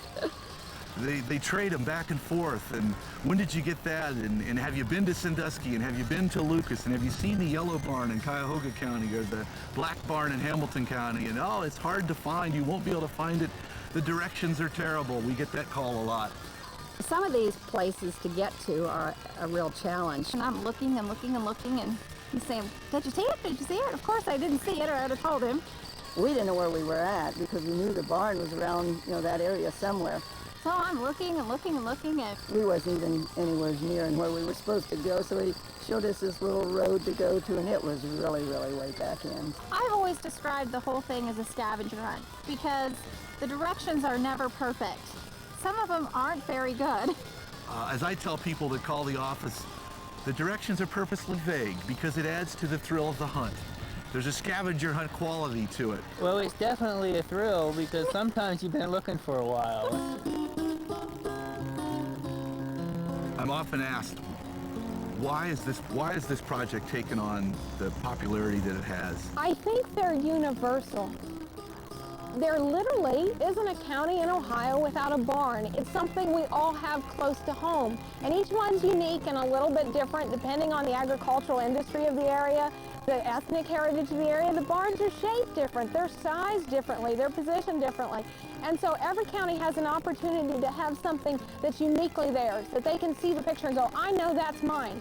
And yet they share it with every other county too.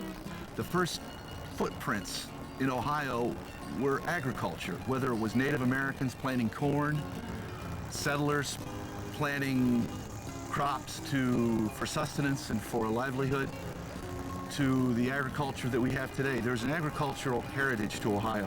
Barns are obviously a part of that. It's such a big thing. Ohio is just a wonderful place where they raise food for so many things. There's so many different varieties of things that they have. So it's a huge thing in Ohio, and I'm proud of it. I'm really proud of it. I think barns are a throwback to a simpler time. They evoke an Americana that I think people long for, especially right now.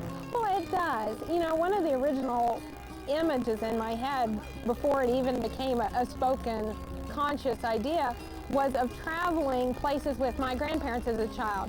We used to go to Athens to White's Mill in the spring to get the seed and the chicks and the little bunnies for Easter.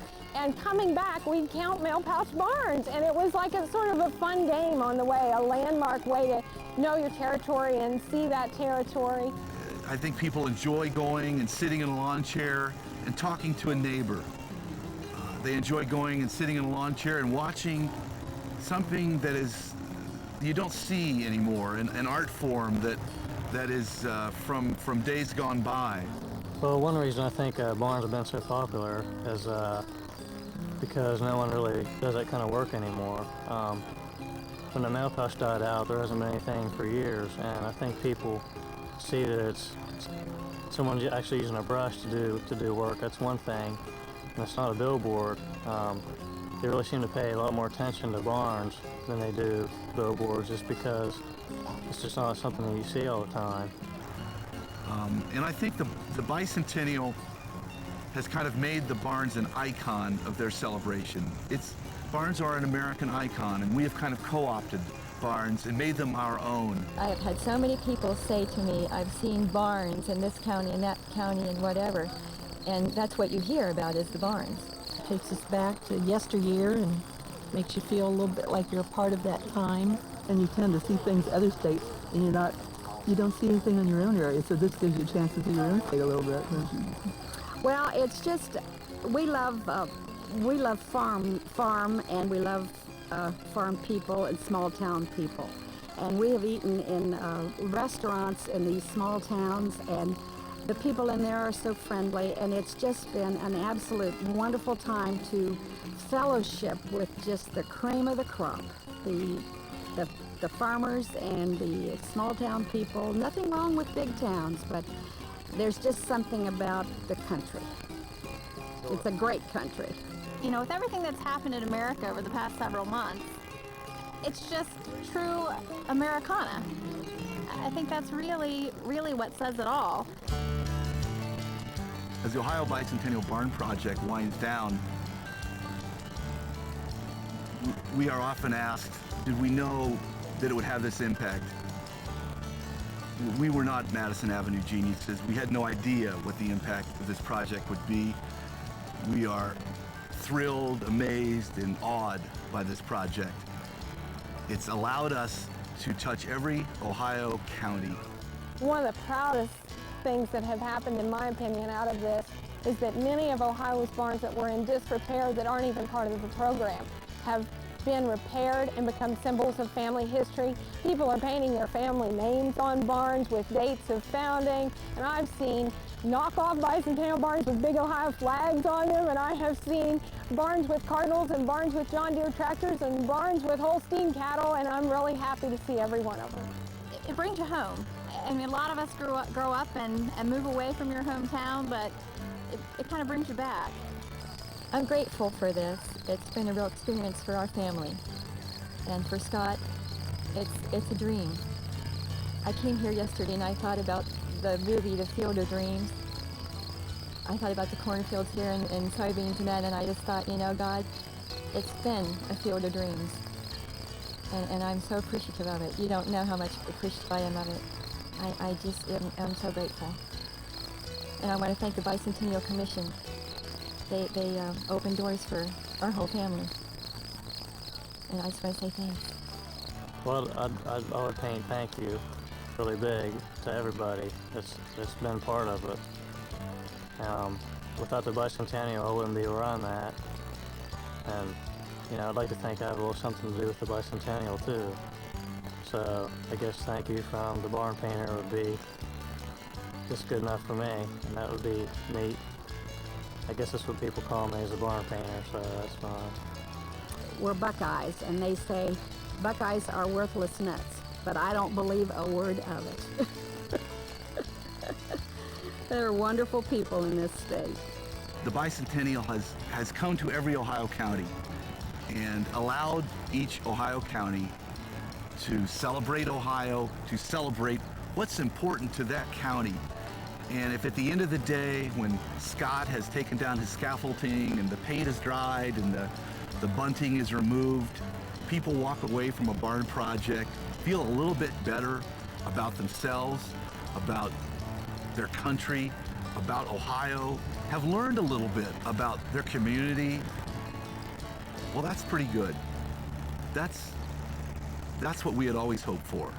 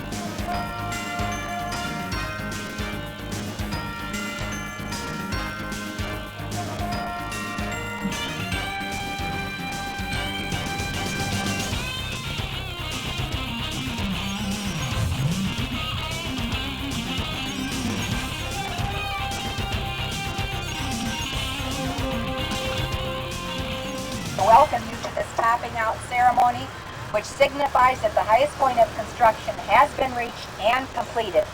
This event includes an historically based ritual during which an evergreen tree and the American, state, and county flags are raised to the highest point of this structure. This effort is a gesture of wishing prosperity to the building and safety to those who use it, as well as to recognize the diligence of the construction workers for their care and concern while building it, especially during this severely cold past winter season. The sunshine and warmth today is indicative of the spring season, which we will officially welcome tomorrow. Topping out ceremonies are an important custom in the steel construction industry. However, there are various stories about its origin. One is that the Germans in the Black Forest seem to have invented the Christmas tree custom to celebrate the nativity of Jesus Christ, and hardly a structure goes up in Germany without an evergreen to signal the birth of a new building. The Swiss also lay claim to the custom of a fir tree to signal the topping out. The American flag was added in about 1919 to demonstrate the iron workers' loyalty to flag and country. Others believe the flag was first used when steel framing became popular. It was in dedication to good old U.S.-made, take my page away, take the first page, page 2, good old U.S.-made steel beams. The signing of the last beam or girder by laborers has similar traditional roots. So we are gathered here today to add our own personal touch to this topping out ritual and to give thanks to the dedicated employees who have worked so hard and through such a winter to continue to keep this project on schedule. I have an email from my former administrative assistant, Gloria Krutler from North Fort Myers. She regularly checks the Justice Center's progress on the webcam. Her March 15th memo says, quote, "The Justice Center building is looking good. It must have been rough on the construction crews with all the bad weather you have had." So, your progress and devotion is known in Florida as well. Last fall, we predicted that the topping out ceremony would occur on my birthday, which is this Saturday. So thanks again for all your hard work and for being on time. The citizens of Lorain County appreciate all the fine work that has gone into this project to date. We look forward to its dedication, and we invite you all to move down to the beam now and to sign your name.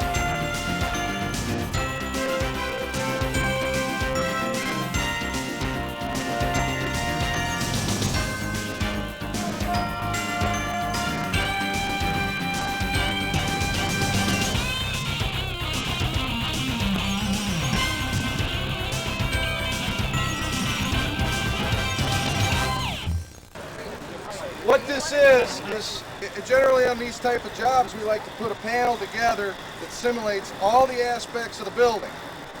The building's going to be comprised of 2 different colors of brick with various different reveals in that brick.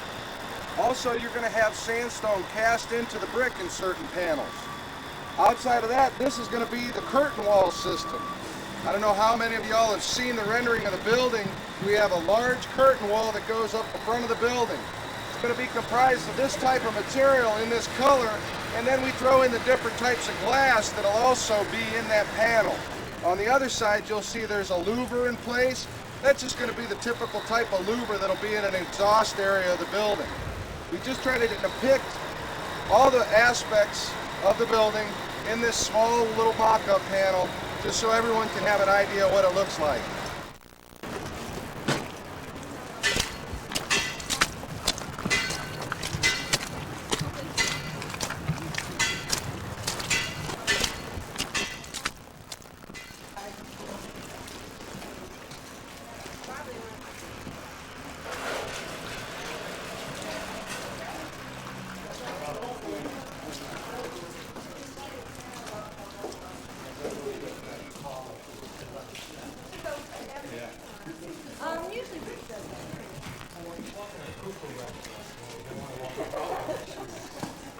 What we'll do is we'll just take a tour of a prisoner and we'll go into the secure areas that we've recently completed.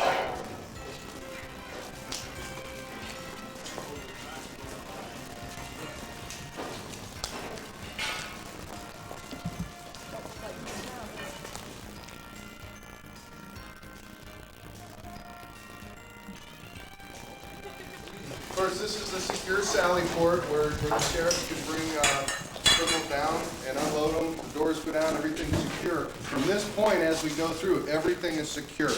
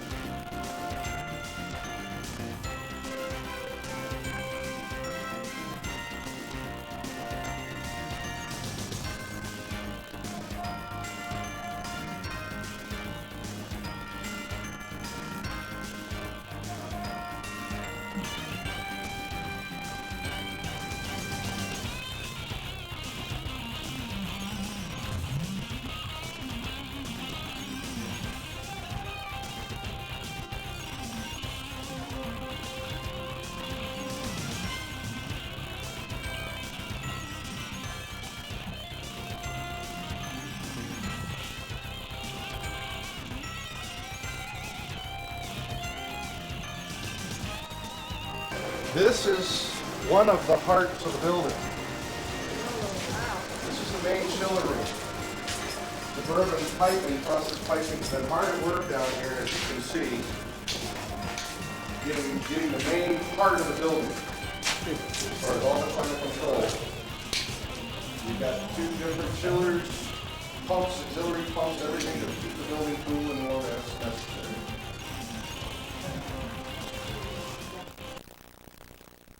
This room houses the air handler that controls all the airflow in this level of the building. Also, this room contains the fire suppression system booster pumps, domestic water booster pumps. All the main water flow in the building comes from this room.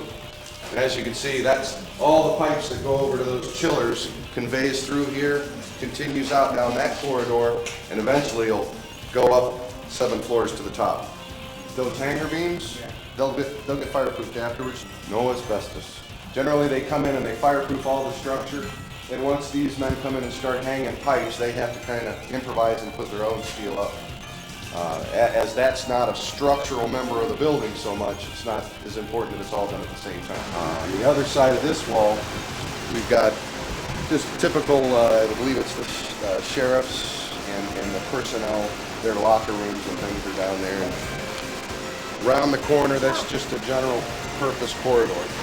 If somebody comes here They're going to go through those secure areas, into the secure elevators, right up to the court floor that they're going to be on. There will be another secure holding facility there. Unlike the way things are right now, prisoners aren't going to be out in the open. When this facility is in operation, once they come in, they're well isolated from everyone else.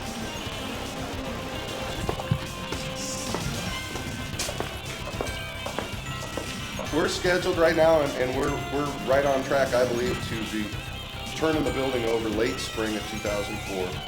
And we hope that the building will be in operation in the summer of 2004. It's going to take quite a bit of time for the county to move in, get all their equipment in place, their furniture in place.